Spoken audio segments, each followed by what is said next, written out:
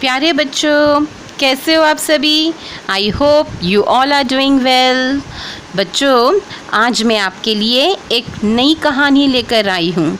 जादू तो आप सबको पसंद होगा, तो आज की हमारी कहानी है जादुई राखी। वीडियो के एंड में मैंने एक बहुत ही प्यारा मैसेज दिया है।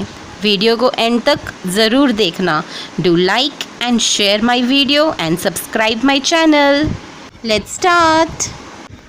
ये कहानी दो प्यारे भाई बहन की है जो एक दूसरे से बहुत प्यार करते थे।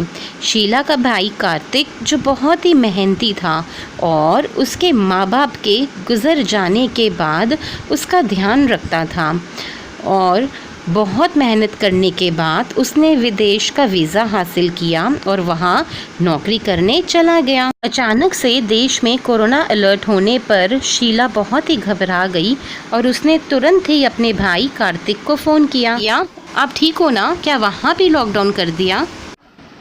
हाँ छोटी, यहाँ पर सब बंद हैं। तुम अपना ख्याल रखना, चिंता मत करना, और मैं आगे भी तुम्हें फ़ोन करता रहूँगा। यह सुन शीला को राहत पहुंची और उसने चैन की सांस ली। देखते ही देखते लॉकडाउन के दिन बीतने लगे और शीला को अपने भाई की फिक्र दिन भर रहने लगी। वो उसके बारे में सारा दिन सोचती रहती थी। जब उसके भाई का फ़ोन आता तो वो बहुत खुश हो जाती। पूरे 3 महीने बीतने के बाद लॉकडाउन का माहौल ठीक होने लगा और सरकार ने दूर दराज फंसे लोगों को घर लौटने का मौका दिया। तो शीला बहुत ही खुश हो गई और उसने तुरंत अपने भाई को फ़ोन किया।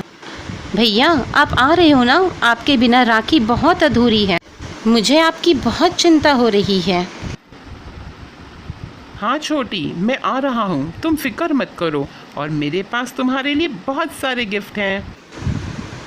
आप जल्दी आ जाओ ना।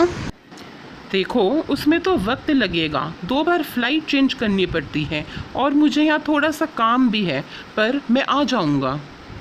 कुछ दिन बाद कार्तिक टिकट बुक करा के वहाँ के लिए निकलता है और वो जैसे ही फ़्लाइट में बैठता है उसकी तबीयत बिगड़ने लगती है।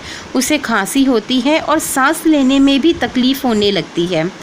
प्लेन के लैंड करने के बाद उसे चेकअप के लिए तुरंत कोरोना सेंटर ले जाया गया और शाम को क्वारंटाइन सेंटर से उसे फ़ोन आ जाता है कि उसके भाई को कोरोना पॉजिटिव है और अब उसे डॉक्टर की कड़ी निगरानी में रखा जाएगा।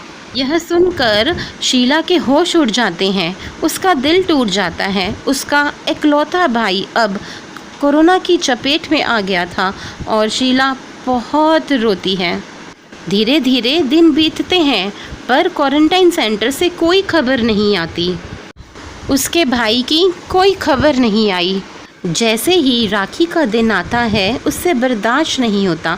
वो भगवान के मंदिर चली जाती है और वहाँ फूट फूट कर रोने लगती है। भगवान से प्रार्थना करती है कि कैसे भी करके उसके भाई को बचा ले।